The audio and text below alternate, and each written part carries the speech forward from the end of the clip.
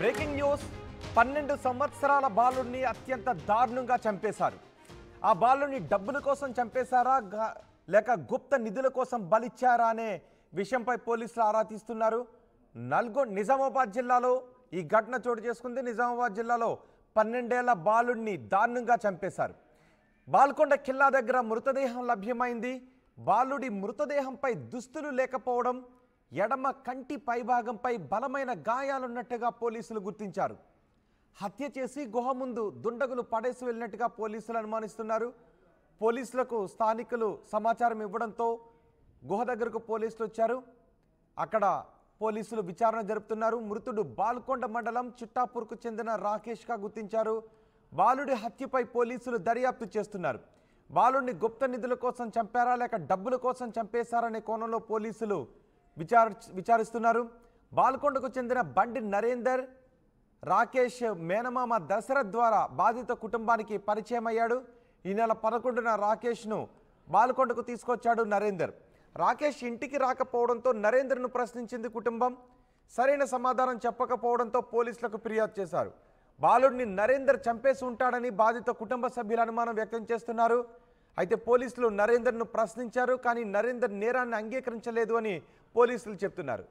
జిల్లా ఎస్పీ ఘటన గురించి మాట్లాడారు. ఆయన ఏం మాట్లాడారో చూద్దాం. సాయంత్రం మధ్యరాత్రి మాకు 12 గంటల ప్రాంతంలో ఒక కంప్లైంట్ వచ్చింది. చిట్టాపూర్ నుంచి రాకేష్ అనే పిల్లోడు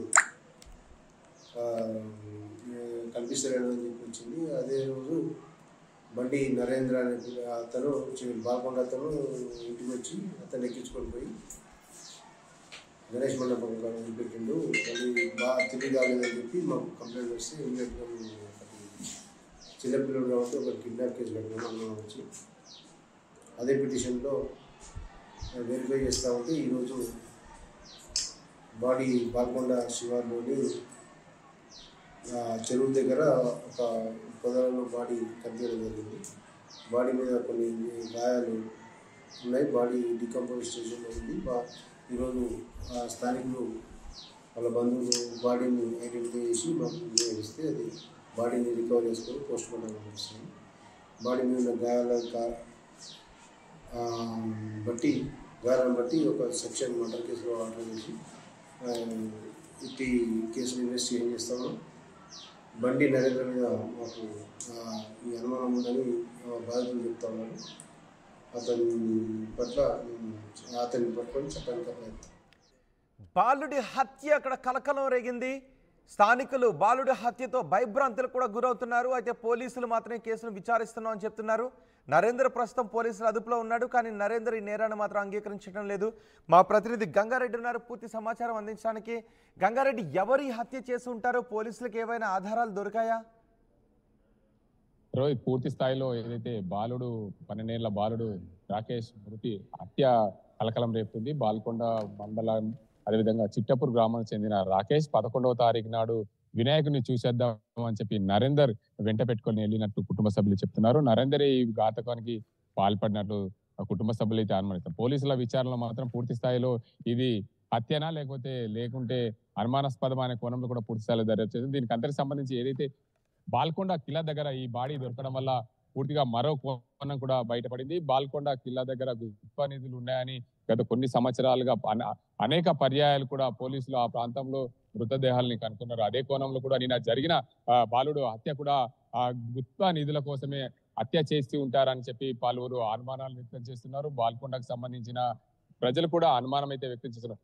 నరేందర్ కు సంబంధించిన మరో వ్యక్తి దశరథ్ కూడా ఏదైతే రాకేష్ కు సంబంధించిన మేనమామ దశరథ్ ద్వారా నరేందర్ పరిచయం అయ్యాడు. నరేందర్ ఆ ప్రాంతానికి రాకేష్ ను తీసుకెళ్లి గుప్త నిధుల కోసం అక్కడ చంపేసి ఉంటారని చెప్పి కుటుంబ సభ్యులు అయితే ఆరోపిస్తున్నారు.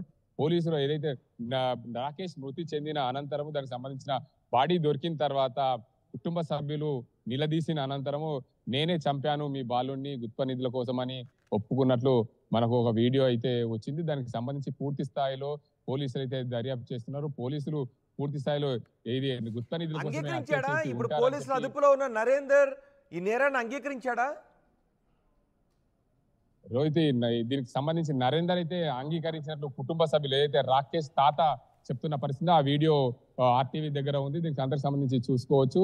పూర్తి స్థాయిలో ఏదైతే ఈ వీడియోకు సంబంధించి రాకేష్ తాత చెప్తున్నారు, ఎందుకంటే మా మన్మని తీసుకెళ్ళింది నువ్వు తీసుకెళ్ళినావు కాబట్టి ఎక్కడ దాచిపెట్టావు, ఏం చేసావు అని అడిగి నిలదీసిన నేపథ్యంలో 2 రోజులుగా ఆ బాలుడు ఎక్కడ పోయాడో నాకు తెలియదని చెప్పి బుకాయించినప్పటికీ పూర్తి స్థాయిలో డెడ్ బాడీ దొరికిన అనంతరం కుటుంబ సభ్యులు నిలదీసిన అనంతరము నరేందర్ నేనే చంపానని ఒప్పుకున్నట్లు కుటుంబ సభ్యులు అయితే చెప్తున్నారు.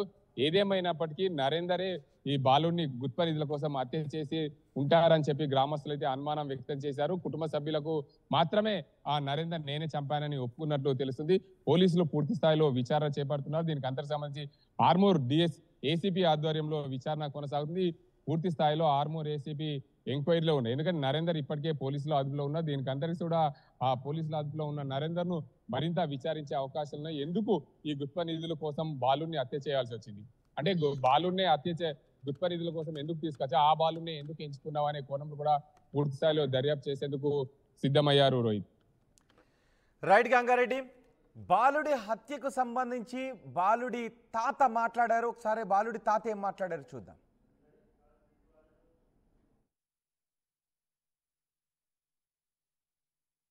మన గణపతి పండుగ నాడు 4 రోజుల నాడు కూడా వచ్చిండు. ఇక్కడికి వచ్చి మా పిల్లగాన్ని ఎక్కించుకున్నాడు. అలా అన్నం తిన్నాడు, అటే ఎక్కించుకుని పోయాడు. పత్తకు లేదు, 4 రోజుల నుంచి పత్తకు లేడు. తిరిగినాము, పోలీస్ స్టేషన్ అయింది, అట అయింది, ఇట అయింది. ఈ రోజు దొరికిండు, పిల్లగాడు చంపేసిండు, దొరికిండు. ఇలా దొరికిండు. అది ఎన్నోదులు చెప్పలేడు. పిల్లగాడు తిరిగిన తర్వాత నేనే చంపేసిన చెప్పిండు. నేనే చంపేసిన అని చెప్పేసిండు. అని ఆర్మూర్ తీసుకుపోయాను. ఇది మేము సాగు చేసుకు వచ్చింది. ఇక అంతే ఉన్నది, ఏం చెప్తే దొంగతనంలోకి తీసుకుపోయాడు. అది మా చుట్టం కాదు, బంధువు కాదు, ఎవడు కాదాడు. అక్షణ ఎరకనే లేకుంటాడు. 4 రోజుల నుంచి ఇలా దొరికినాక తర్వాతనే నేనే చంపినని చెప్పిండు. అది మన గణపతి పండుగ నాడు 4 రోజుల నాడు కూడా వచ్చిండు. ఇక్కడికి వచ్చి మా పిల్లగాన్ని ఎక్కించుకున్నాడు. అలా అన్నం తిన్నాడు, అటే ఎక్కించుకుని పోయాడు. పత్తకు లేదు, 4 రోజుల నుంచి పత్తకు లేడు. తిరిగినాము, పోలీస్ స్టేషన్ అయింది, అట అయింది, ఇట అయింది. ఈ రోజు దొరికిండు, పిల్లగాడు చంపేసిండు, దొరికిండు. ఇలా దొరికిండు. అది ఎన్నోదులు చెప్పలేడు. పిల్లగాడు తిరిగిన తర్వాత నేనే చంపేసిన చెప్పిండు. నేనే చంపేసిన అని చెప్పేసిండు. అని ఆర్మూర్ తీసుకుపోయాను. ఇది మేము సాగు చేసుకు వచ్చింది. ఇక అంతే ఉన్నది, ఏం చెప్తే దొంగతనంలోకి తీసుకుపోయాడు. అది మా చుట్టం కాదు, బంధువు కాదు, ఎవడు కాదాడు. అక్షణ ఎరకనే లేకుంటాడు. 4 రోజుల నుంచి ఇలా దొరికినాక తర్వాతనే నేనే చంపినని చెప్పిండు.